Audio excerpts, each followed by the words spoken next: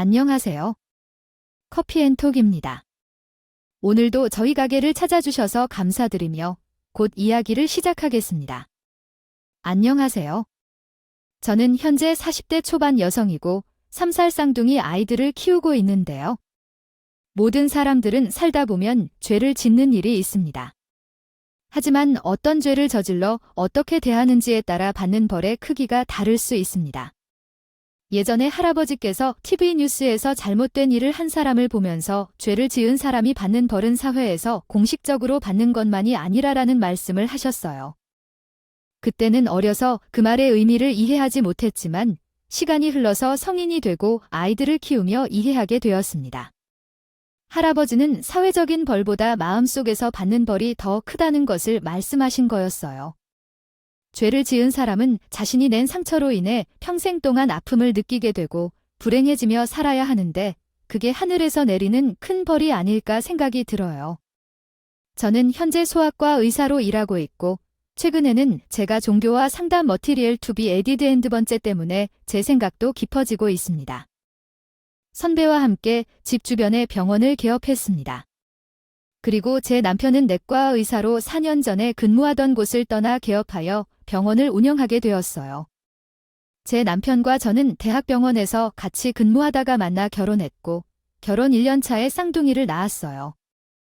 우리는 성격이 잘 맞아서 결혼 이후 거의 싸운 적이 없었고 함께 맞벌이를 하며 열심히 아이들을 키워왔어요. 하지만 예쁜 꽃은 빨리 떨어진다는 속담처럼 제 남편은 어린 나이인 46살에 교통사고로 세상을 떠났어요. 남편은 교통사고를 당했고 주변에 CCTV가 없는 한적한 도로에서 사고가 났다고 합니다. 사고 당시 제 남편은 사랑하는 말 한마디도 못하고 떠나게 되었어요. 사고 후 시간이 지나서야 인근을 지나던 사람이 발견하고 신고해 주어 겨우 병원에 실려왔다는 것이었죠. 남편이 사고를 당하는 그 시간에 저는 집에서 아이들을 재우고 있었어요. 이렇게 대학병원에서 함께 근무하던 남편이 갑자기 떠나버린 사건으로 인해 저희 가정은 큰 충격을 받았습니다. 전화를 받게 되었을 때, 안녕하세요. 제가 현지에 있는 병원입니다. 다름이 아니라 여러분 남편의 휴대전화 통화 목록을 확인해서 전화드립니다. 유동민 씨의 아내가 맞으십니까? 네, 맞아요. 그런데 왜 이 시간에? 이게 병원이라면서요? 유동민 씨가 뺑소니로 인해 병원에 실려왔습니다. 응급실에 빨리 오셔야 합니다. 교통사고로 인한 것 같아요. 현재 그의 상태는 어떤가요? 전화로 말씀드릴 수 없어요? 일단 병원으로 와주세요.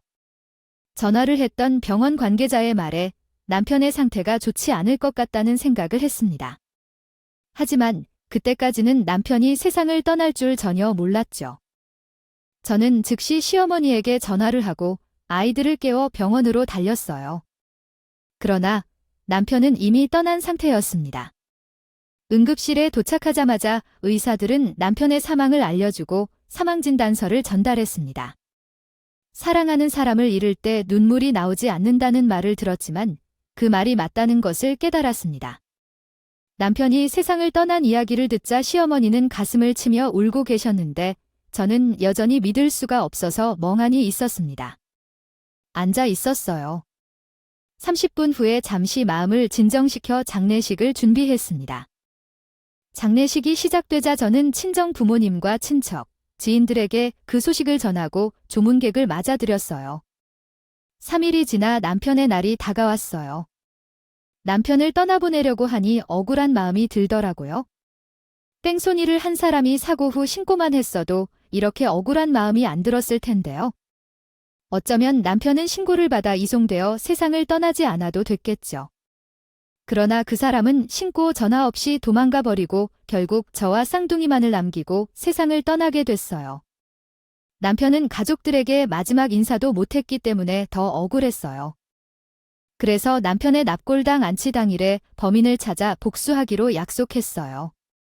남편을 떠나보낸 후 경찰에 신고하고 필요한 조치를 취한 뒤 사고 현장에 플랜카드를 걸어놨어요. 그러나 몇 일이 지나서야 제가 사실을 받아들이려고 노력했습니다.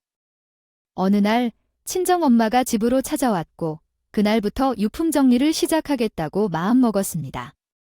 친정 엄마와 함께 정리를 시작하면서 남편을 보낸 슬픔과 현실을 마주하기 시작했습니다. 유품 정리를 통해 남편과의 추억을 회상하고 그를 기억하며 슬픔을 극복하는 데 도움이 되었습니다. 결국 남편이 떠난 것을 받아들이고 그의 뜻을 이어가기로 마음먹었습니다. 함께 했던 기억을 소중히 간직하며 앞으로 나아가기로 결심했습니다. 그래도 친정 부모님은 몇 번이나 유품 정리에 대한 이야기를 꺼내셨어요.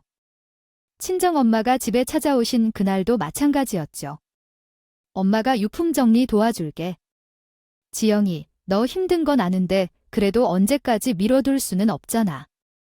떠난 사람은 떠난 사람이고 살 사람은 정리하고 살아야지. 엄마 아직은 유품 정리할 때가 아니야? 일단 동민 씨 그렇게 만든 사람 찾고 나서 하나씩 정리할게. 그러니까 조금만 기다려줘. 지영아 내 마음 모르는 건 아닌데. 너 사위에서라도 이러면 안 돼. 유품도 정리를 잘 해줘야 사위도 편하게 눈 감을 수 있고 정리가 되어야 너도 정상적인 생활을 할 수 있지 않겠니? 친정엄마는 계속해서 저를 설득하려고 하셨어요. 유품 정리는 떠난 사람 자리를 정리하는 것과 동시에 남아있는 사람들이 마음 정리를 한다는 의미도 있다고 하루 빨리 마음을 정리하고 일상으로 되돌아갔으면 하셨죠.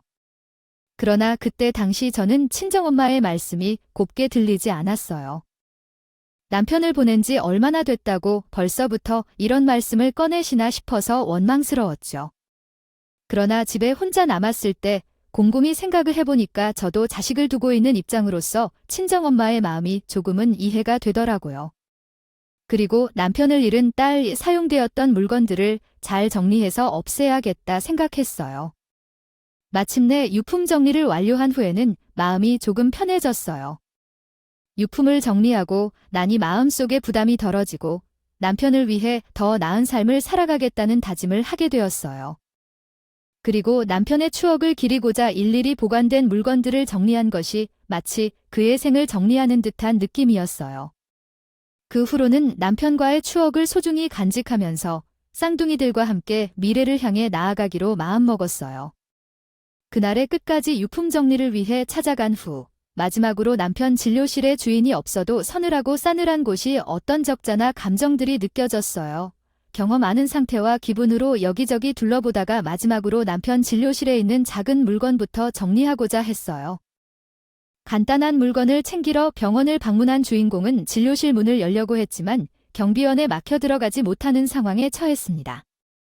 주인공은 경비원의 의심을 받고 있는 것 같아 놀라며 남편이 집으로 사용하는 곳이라고 설명했지만 경비원은 월세를 받지 않고 있는지 확인하지 않았습니다. 주인공은 남편이 세상을 떠난 지 얼마 되지 않았고 보증금으로 문제를 해결할 수 있지 않겠냐고 주장했습니다. 결국 주인공은 병원 내부로 들어갈 수 없는 상황에 처해 어떻게 해야 할지 고민하고 있었습니다. 아이고, 아무것도 몰랐나 봐요. 남편님이 세상을 떠나기 전에 이미 병원을 정리해 놓으셨어요. 저는 경비원의 이야기를 듣고 정말 황당했죠. 그래서 무슨 말도 안 되는 얘기를 하는 건데 보증금을 돌려주지 않으려는 건데 뭐 하는 건지 화를 냈어요. 그랬더니 경비원은 오히려 어이가 없다는 듯이 웃음을 지었어요. 아니, 건물주이신데 보증금을 돌려주지 않겠다는 건 말이 안 되겠죠? 이야기를 듣고 병원을 정리한 줄 알면서 남편이 세상을 떠났다면 그럴 리가 없다고요. 남편분이 세상을 떠나기 전에 환자가 없어서 적자라고 정리하기로 했는데 건물주에게 통보했어요. 그리고 병원을 나가길 기다리면서 물건을 하나씩 챙기려고 했나 봐요. 남편이 그럴 사람이 아니라는데 참 답답하네요. 물건을 챙기려고 남편이 데려간 병원 상가에서 나가려던데 경비원은 제가 여기 들어온 거라 화내네요. 어서 여기서 나가야겠어요. 경비원이 남편 병원 상가에서 날 끌어내기 전에 저희 집의 건물주는 갑자기 나가라며 쫓아냈어요. 그 결과적으로 저는 그날 그냥 밖으로 나오게 되었어요. 남편의 물품 정리를 할 수 없다는 건 덤으로요. 그냥 아무것도 안 한 채로 집으로 돌아왔는데 정말 이상한 일이랍니다. 건물주의 연락처가 필요해서 집 안을 뒤적이다 보니 건물주의 연락처는 남편만이 알고 있었고 핸드폰도 망가져서 복구할 수 없어서 서류를 확인해야 한다는 생각이 들었어요. 하지만 집안에 계약 서류가 없어서 상가 건물의 서류는 아마도 남편이 병원 안에 보관하고 있을 것 같았어요. 그래서 건물주의 연락처를 알아내려면 건물로 다시 가서 경비원에게 물어보던가 남편이 병원에 있는 서류를 확인해서 찾아봐야 했죠. 그래서 결국 마음을 먹고 남편이 입원 중인 병원에 다시 찾아갔어요. 사실 남편이 병원에 서류를 정리했다는 걸 믿기지가 않았어요. 보통 남편은 사소한 일 하나도 이야기하는 경향이 있는데 병원에 서류를 정리한다는 말은 한 번도 없었거든요. 그래서 경비원이 말한 내용이 사실인지 확인하려면 먼저 건물로 가봐야 했어요. 게다가 병원 정리를 하겠다고 건물주에게 통보했다 해도 상가 자리는 아직 비어있지 않지 않나요? 앞으로 언젠가는 남아있는 물건을 정리해야 할 수도 있어요. 아무도 들어가는 걸 금지하는 것은 말도 안 되는 일이라고 생각했어요. 우선적으로 계약 기간이 1년 이상 남은 가게 상황에서 가게가 비었고 물건들이 아직 남아있는 시점에서 남편의 아내인 제가 들어갈 수 있다고 판단했습니다. 그래서 저는 경비원이 무엇을 말하든 상가에 들어가 유실물을 정리하기로 결심했습니다. 그 다음 날에는 다시 남편의 병원 건물을 찾았습니다. 그날은 일요일이었고 대부분의 가게 세입자들이 없는 조용하고 어두운 날씨였습니다. 그래서 빨리 남편의 진료실에 들어가서 서류를 확인하고 유실물을 레컬렉트 한다는 생각으로 즉시 건물로 이동했습니다. 그러나 경비원이 순찰 중이거나 화장실에 있는 것으로 보였습니다. 경비원을 만나면 좋을 일이 없을 것 같았기 때문에 일단 피하고자 했습니다. 그러나 경비원이 하는 통화 내용을 듣자마자 정말 이상한 것을 알 수 있었습니다. 내 남편과 건물주에 대한 내용이었습니다. 건물주와 남편은 의대에서 만나 사귀었던 사이였고 건물주는 남편을 좋아해 계속해서 쫓아다녔던 것이었습니다. 그러나 남편이 건물주와 이별한 뒤 몇 년 후 저와 결혼했기 때문에 건물주는 화가 난 것 같았습니다. 만약 남편이 건물주를 갖지 못한다면 그 병원을 망칠 것이라며 개업했던 병원이었습니다. 건물을 매입한 후 옆에 똑같은 내과를 열고 돈을 빌려주겠다는 시어머니의 제안으로 모두가 혼란스러워졌어요. 그러던 중 건물주가 돈 갚을 능력이 없다며 돈을 빌어달라고 시어머니에게 말했고 시어머니는 돌려보내지 않고 여자 건물주에게 지속적으로 호소했어요. 경비원은 이 사건을 탄압한 듯이 이야기했고 가족 간의 간극을 강조했어요. 그리고 자신이 대화 내용을 녹음해놓은 채 휴대폰을 꺼버리고 상황을 목격하느라 당황했어요. 그 일에 대해 어떻게 대처해야 할지 혼란스러웠다고 하더라도 마음이 숨이 막히는 일이 아니었을까요? 마침내 그날 나는 정리해야 할 물건도 처리하지 못한 채 건물을 나왔고 곧바로 집으로 향했어요. 그리고 그 상황에 대해 심층적으로 고민해봤어요. 그러나 경비원과의 통화 내용 속에서 시어머니가 돈을 빌려주지 않았다면 남편이 그런 상황에 처해 있지 않았을 것이라는 생각이 계속 마음을 뒤쫓았죠. 그래서 시어머니에게 전화를 걸어 문의해볼까 고민했지만 저와 남편이 이혼하도록 계획한 사람이 진술을 제대로 해줄 것 같지 않았어요. 그 처음에는 이미 떠난 남편에 대해 파헤치며 상처를 안겨주지 않아야 한다는 고민도 했지만 너무 찝찝하고 이상한 예감이 들어 결국 혼자 알아보기로 했어요. 당연히 계획도 없었기 때문에 어디서부터 어떻게 알아보아야 할지 막막했죠. 경비원에게 갑자기 녹음본을 들이밀기는 힘든 상황이었고 건물주를 찾아 하루 종일 뒤를 쫓기도 어려운 상황이었어요. 그래서 나는 다양한 방법을 고려하던 중 친정어머니의 지인이 생각났어요. 사실 친정어머니의 지인 중 한 분이 사설 탐정 직업을 가지고 있어서 그분께 도움을 요청하면 이번 사건에 대한 진실을 알 수 있을 것이라고 생각했어요. 그래서 고민 끝에 그분께 도움을 청해보기로 했어요. 하지만 당시에는 그분에 대한 어떠한 정보도 없었습니다. 연락처나 사무실 주소도 아무것도 알지 못했죠. 그래서 결국 저는 친정엄마에게 모든 상황을 고백하고 도움을 요청했습니다. 먼저 친정엄마에게 찾아가 통화 녹음을 들려주었고 상황을 자세히 설명했습니다. 친정엄마도 녹음 파일을 듣고 나서는 한동안 말이 막힐 정도로 놀랐습니다. 그때 싸늘한 분위기 속에서 시간이 흘렀고 친정엄마는 겨우 입을 열어 말했습니다. 지영아, 너 이 일을 꼭 알아봐야 해. 엄마도 모를 척 해야 할까? 따로 조사해야 할까? 많은 고민을 했습니다. 하지만 계속해서 생각해보니 내가 아직 모르는 것이 많이 있고 찜찜한 느낌이 들어 이번 일을 꼭 밝혀야겠다는 생각이 들었습니다. 엄마는 다시 말씀하셨습니다. 자식이 잘못될까 봐 걱정이 돼. 너까지 문제가 생기면 쌍둥이는 어떻게 하겠어? 그래서 엄마는 자신의 지인 중에 사설 탐정으로 일하시는 분이 있어서 그분께 조사를 의뢰해보자고 했습니다. 정철 아저씨한테 의뢰하자. 그러나 나는 이미 얼굴을 몇 번 만난 적이 있을 뿐. 배웠지 연락처나 사무실 주소를 아는 게 없잖아. 그래서 말인데 엄마가 대신 연락을 해줄 수 있을까? 친정엄마는 저의 이야기에 고민이 많은 듯 보였죠. 그러나 한번 고집부리기 시작하면 절대 뜻을 꺾지 않는 제 성격을 잘 알고 계셨기에 결국 저를 도와주시기로 하셨어요. 그렇게 저는 엄마를 통해 사설 탐정하시는 분께 연락을 드리게 되었고 약속을 잡아 사무실로 찾아가게 되었죠. 안녕하세요, 아저씨. 그래, 내가 주영이구나. 벌써 쌍둥이를 낳아 키우고 있다니. 세월 참 빠르네. 근데 어떤 일을 의뢰하겠다고? 사실 알아볼 게 조금 많아요. 일단 녹음 파일 먼저 들어보신 게 나을 것 같아요. 저는 하나하나 설명을 해드리는 것보다 녹음본을 먼저 들려드리는 게 나을 것 같았어요. 그래서 사설 탐정하시는 분께 녹음해 놓은 파일들을 들을 수 있게 해드렸고 간단하게 상황 설명을 해드렸죠. 그리고 난 후 건물주라는 여자와 세 사람의 관계에 대해서 알아봐 달라고 했어요. 그리고 가능하다면 남편의 뺑소니 사고와 관련해서도 같이 알아봐 달라고 하면서 부탁을 드렸죠. 그러자 저의 이야기를 모두 듣게 된 사설 탐정님은 일단 집에 가 있으라고 하면서 알아보고 연락을 주시겠다고 했어요. 그렇게 저는 친정엄마와 함께 집으로 돌아오게 되었죠.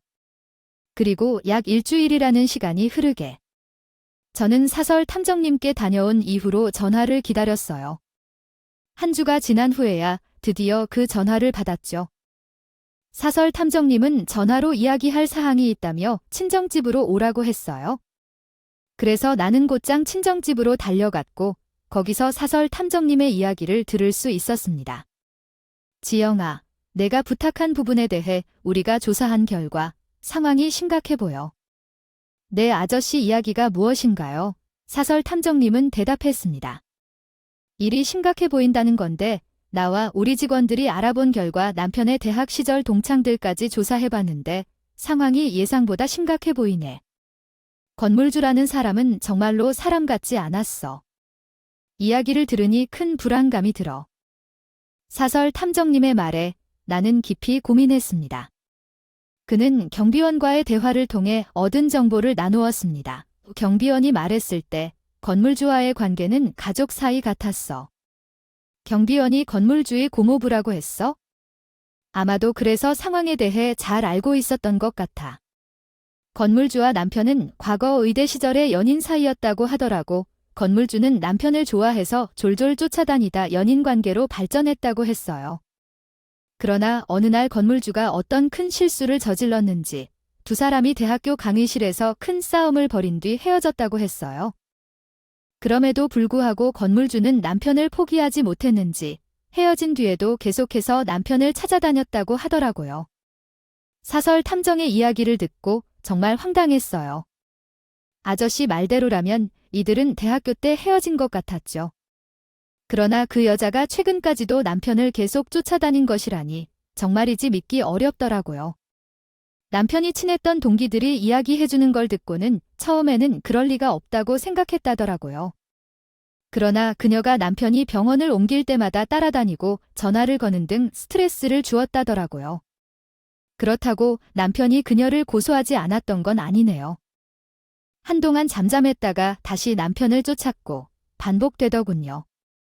둘이 결혼한 후 지닌 게 없다면 파괴하겠다는 나쁜 마음으로 건물을 매입하고 병원을 열었다고 해요.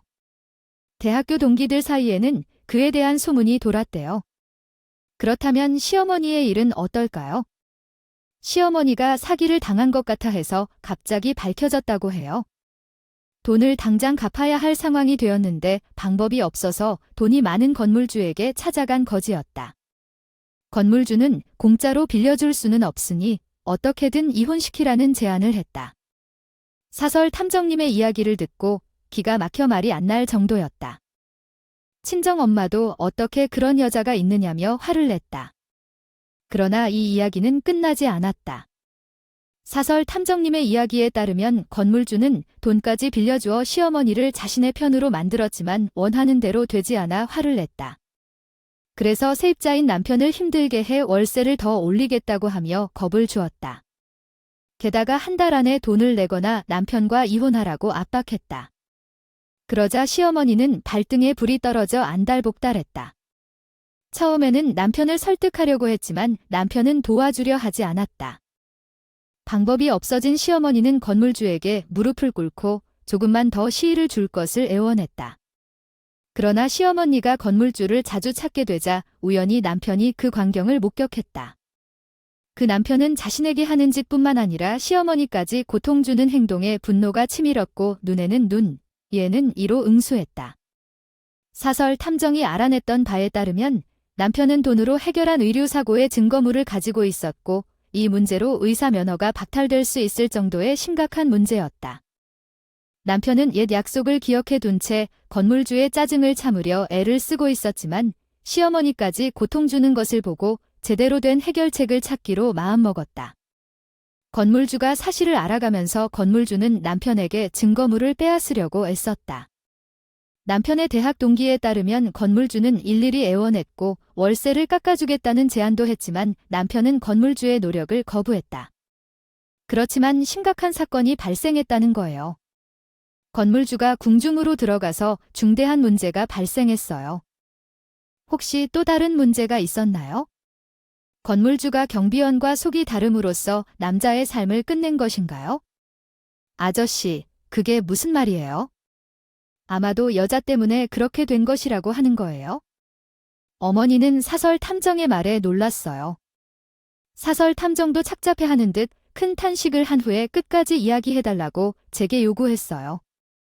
물론 충격적인 일들이 연달아 발생했지만 결국 알아야 할 사실이었으며 사건을 일으킨 사람을 찾는 중이었어요. 그래서 단호한 태도로 사설 탐정의 이야기를 계속 듣기로 결심했어요. 사설 탐정은 절망한 내 모습을 보고 모든 것을 말씀했어요. 결론적으로 궁주로 들어간 건물주는 남편에게 선언했어요. 자신이 사라질 것이며 다음 날 자살하러 가겠다 했고 의사 면허를 취소하면 어려울 것 같다 했어요. 술 한 잔만 사주자고 했지만 처음에 남편은 거절했어요. 그러나 건물주는 계속해서 붙어서 권했다고 해요. 결국 남편이 자수를 하겠다는 말에 신뢰를 하고 술을 사준 거예요. 그러나 그날 건물주는 계속해서 술을 먹이고 만취한 남편은 집으로 가겠다며 일어섰어요. 그 결과 남편이 사고를 당했고 우리와 친정엄마는 이야기를 듣고 충격을 받았어요. 어떻게 사람이 그런 일을 할 수 있는지 의아해하며 소름이 끼쳤죠. 탐정님은 경비원을 쫓아다니면서 건물주와 대화 내용을 듣고 이 사실을 알게 됐어요. 이것만으로도 충격적이었지만 아직 한 가지 이야기가 남아있어요. 아, 지영아야, 아직 말하지 않은 게 또 있고 놀라운데요. 아이, 그게 남편보다 더 충격적인 일이라니까요. 경비원이 네 남편 휴대폰이 있다고 해서 네, 무슨 의미죠? 사담인데 남편의 휴대폰은 제가 가지고 있는데 네, 당신이 가지고 있는 건 가짜 휴대폰 같아요. 그 말에 당황하며 이 사실을 알게 됐어요. 경비원이 휴대폰을 일부러 바꿔서 남편의 사고에 대해 이야기하며 바뀐 휴대폰으로 통화를 한 것 같았어요. 그래서 자세한 상황은 알 수 없지만 탐정님이 추측한 대로 휴대폰을 바꾼 이유에 대해서 이야기를 나누었습니다. 그 결과 건물주에게 제출할 내용을 담고 있거나 나 자신에게 유리한 상황을 만들기 위한 목적이었을 가능성이 높다고 했습니다. 그리고 전화 내용을 듣고 나니 경비원이 아내의 병원비 때문에 이런 행동을 한 것으로 보인다고 했고 남편과의 사건으로 죄책감을 느끼고 있어 보였습니다. 경비원은 누군가와의 통화 후 해당 사건으로 인해 양심의 가책을 느끼고 자수를 고려한다는 얘기를 했습니다. 또한 건물주가 그 행동을 시킨 증거가 있음을 이야기했죠. 이 이야기를 듣고 나서는 결정적인 증거를 얻기 위해 경비원을 설득해보기로 결심했습니다. 위험함을 감수하면서 시도해볼 만한 가치가 있는 일일 것 같았죠. 그래서 사설 탐정님이 가져온 영상과 통화 녹음을 받아 친정과 함께 경비원이 있는 건물로 향했습니다. 경비원은 나를 보자마자 놀라며 급한 소리로 건물을 나가려고 했습니다. 그 순간 제가 말한 그거잖아요. 이 사람이 나를 안결한 생각이 떠올랐습니다. 아이가 난리를 피우니 얼른 나가십시오. 건물주가 난리를 치면서 말했지만 저는 관심 없으니까 알아서 하세요. 뭐 하나 물어볼게요. 제 남편이 왜 휴대폰을 가져왔죠? 제가 쓸모없는 원장님 휴대폰을 어째서 가져가죠? 헛소리하지 말고 말레이 건물에서 나가주세요. 경비원은 끝까지 모르쇠로 일관했어요. 그래서 저는 경비원에게 제가 녹음해 놓은 파일과 사설 탐정님에게 받은 증거물들을 보여주었어요. 결정적인 증거물을 가지고 있다는 것을 알고 있다며 그것들을 요구했어요. 그러나 경비원은 궁지에 몰리자 어떻게든 도망칠 계획만 세우더군요. 하지만 저희 모녀는 계속해서 증거물을 넘겨주며 자수하라고 설득했어요. 아저씨, 도망가도 소용없어요. 이미 저에게 증거물이 다 있어요. 그냥 가지고 계신 증거물을 주시고 자수하세요. 그게 아저씨한테 더 좋을 거예요? 맞아요. 제 딸에게 증거물을 넘겨주세요. 이미 증거물이 다 있으니 경찰서에 넘기면 잡힐 테니까요. 이렇게 무슨 말을 하는지 모르겠네요. 쓸모없는 소리를 그만하고 얼른 여기서 나가세요. 제가 기회를 드렸는데 이렇게 나가시면 어쩔 수 없겠네요. 그냥 가지고 있는 증거물을 경찰서에 넘기겠습니다. 그러면 경찰관들이 알아서 조사해 주시겠죠? 우리 어머니와 저는 결국 경찰서로 가야 한다는 생각으로 경비실을 나왔어요. 그런데 경비원은 갑자기 우리를 붙잡았고 증거물을 제출하겠다고 했어요. 그리고 건물주와의 통화를 녹음한 파일도 주며 남편의 휴대폰을 돌려주었어요. 제가 경비원에게 남편의 휴대폰을 왜 교체했는지 물었더니 경비원은 남편이 건물주의 의료사고에 대한 진실이 담겨 있다는 것을 알고 있었다고 했어요. 그리고 건물주가 남편의 휴대폰을 교체하게 해서 진실을 파악할 수 없게 만들었다고 했어요. 그 이유는 건물주가 그렇게 하도록 지시했기 때문이었죠. 건물주는 건물주의 의료사고에 대한 진술을 얻으면 사용할 생각으로 나중을 위해서 똑같은 휴대폰을 훔쳐서 교체했다고 합니다. 나중엔 건물주가 엉뚱한 이야기를 하면 사용하기 위해서였죠. 이 사실을 듣고 나서 저는 말이 나오지 않았습니다. 친정 어머니도 인간이 어떻게 그렇게 행동할 수 있는지 물었습니다. 그런데 경비원은 잘못한 것을 인정하고 용서를 구하며 두 손을 모아 사과했습니다. 그리고 지금 즉시 남편을 병원에 데려가라고 말씀하시는군요. 갑자기 병원에 왜요? 거기에 숨겨뒀던 모의가 있었기 때문이에요. 지금 제 조카가 그 병원 안에서 의료사고의 증거를 찾고 있고 원장님은 제가 세상을 떠난 후에 그 증거를 발견했다며 매일 밤 불을 켜고 진료실을 뒤져요. 지금 가야겠어요.